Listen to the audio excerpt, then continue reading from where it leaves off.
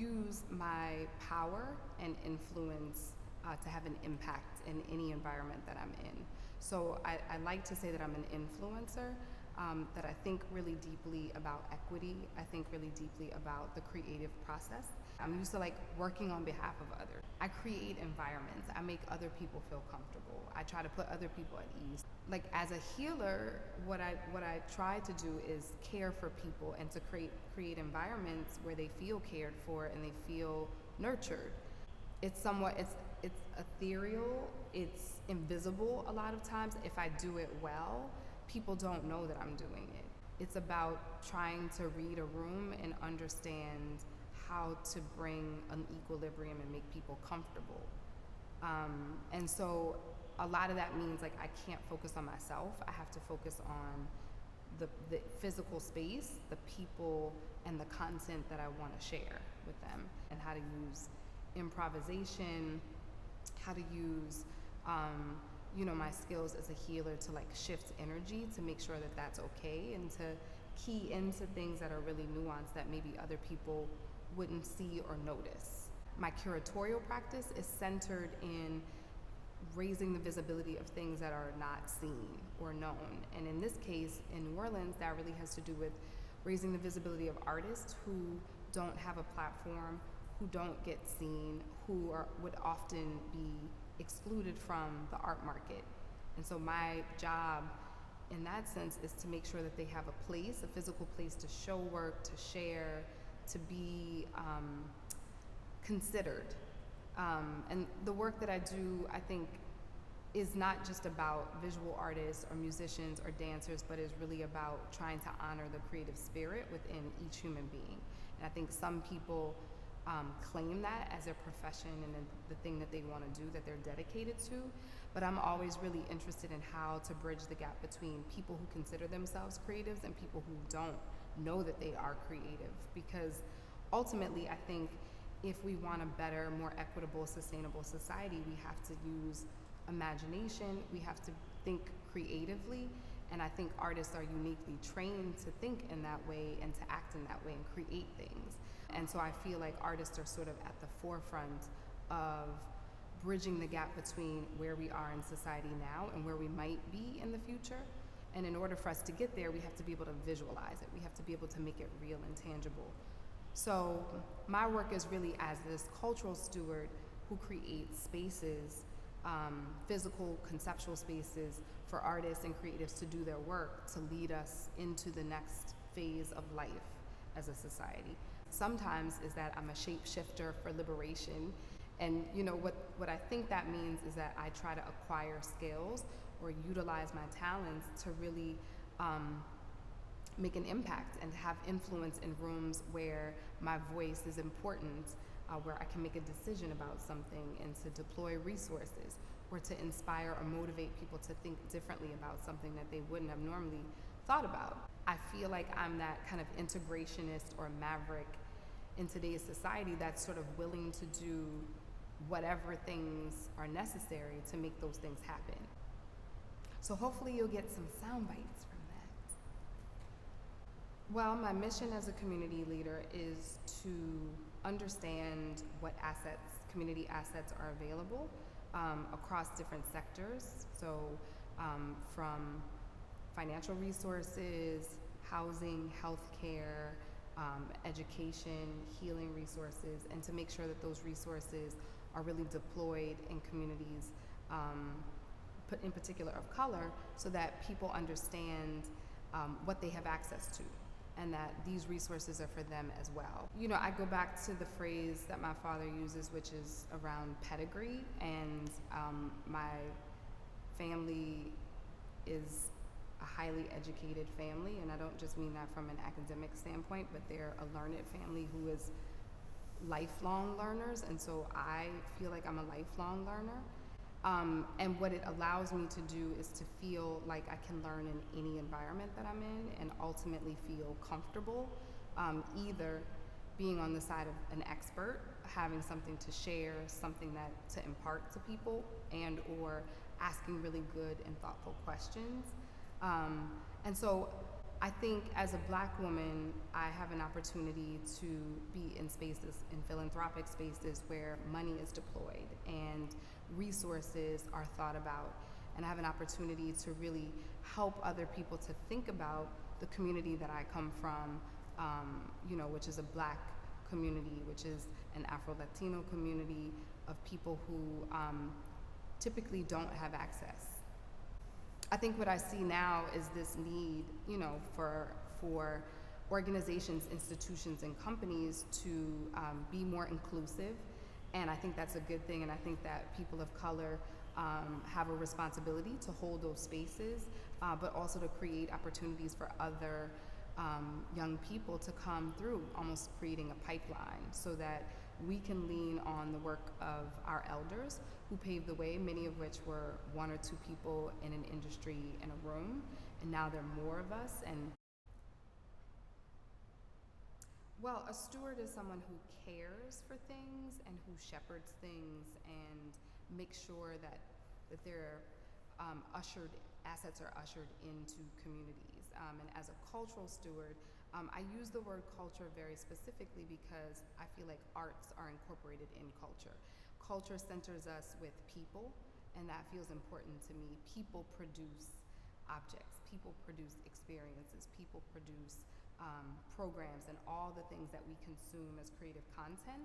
And so it feels really important to widen our definition to culture so that we make sure that we're encompassing all the different layers and ways that we're creative. And so as a cultural steward, part of my job is to make sure that creatives have an opportunity to continue to create, that I have an opportunity to create, and that there are avenues and different resources.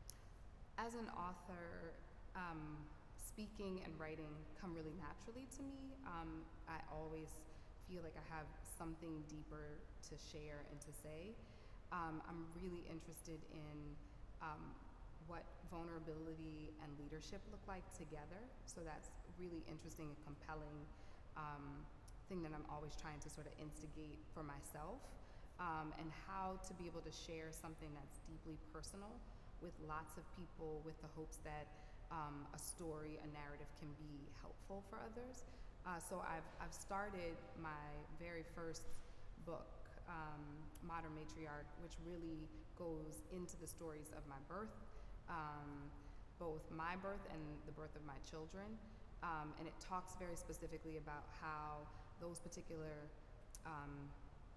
examples of a personal experience become transformative and become sort of rites of passage or leadership rites of passage. And for me, as a mother, when I became a mother, it helped me to start to understand how to know my intuition and understand myself and to be grounded in my decision making.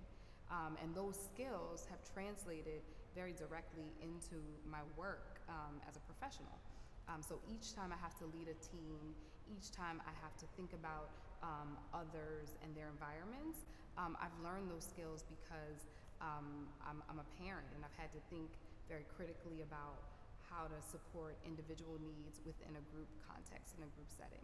And so I don't believe that it's the only way that it can be done, but I think this particular personal narrative is important because in feminist movements, typically women have been asked to sidebar their personal lives, their mothering, their relationships for their professional lives, and I'm really seeking to integrate those things and to say that they're actually not separate and that they have influences over each other. I think every person is searching for a way to express themselves, and we do it in different ways. I'm a visual person. I'm a really tactile person. So the idea of using fashion and beauty as a way to express just naturally makes sense to me. I think I'm really interested in juxtaposing different elements. So I don't like overt feminine beauty. It's not my particular style, but I'm also not masculine.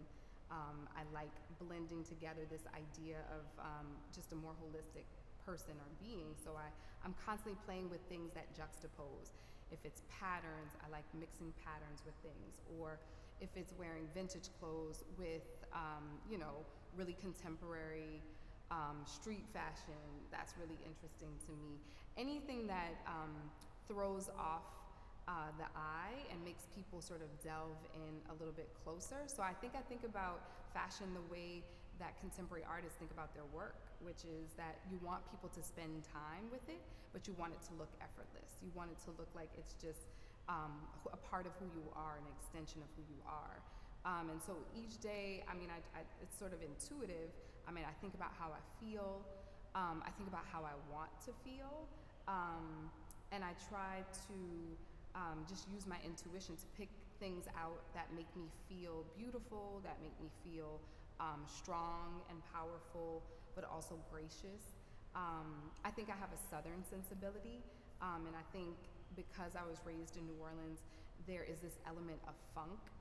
There's a really amazing visual artist, Zenobia Bailey, who talks about the element of funk being from New Orleans and that there's a particular aesthetic. And I would agree with her that the idea of putting colors together or saturating colors and saturating patterns and things is I think a part of the New Orleans aesthetic. And so I'm constantly riffing off of my environment, and I'm also really interested in doing the unexpected. So I don't necessarily like to show up to something dressed in the way that is expected, but more or less in a way that's going to help me to feel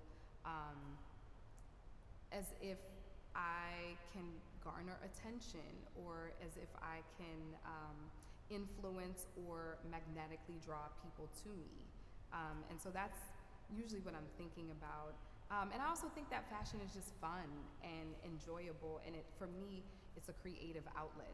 And I think that it can be a creative outlet for more people. And I don't think that it has to be expensive. I don't think that it has to be labor intensive. I think it really is just about beginning to learn your body, understanding like your intuitive sensibility, and how to use it to your advantage to almost create the environment that you want to be in and draw people to. Gia is about living your purpose, but artfully. It is about creating new aesthetics and bringing forth a new era. It is about thinking very deeply about how to use beauty, use influence, use style, use new innovative ways of working to create different environments. It's about equity, it's about fairness, it's about influencing people to live their best selves. And I think that there are lots of ways to do that. But ultimately, Gia is about supporting other people to live their purpose in a way that feels artful. And I think when we think of art, we think of something that is cared for, that someone took time to do. And so when we're living our purpose in a way that is artful, it means that we do think about aesthetics, and we do think about others, and we do think about the context of the place that we're in. And so when I work with clients and work with young people, I'm really interested in getting to know them, to make sure that they understand how to bring together all the things that they're really good at in a unique way that fully expresses who they are.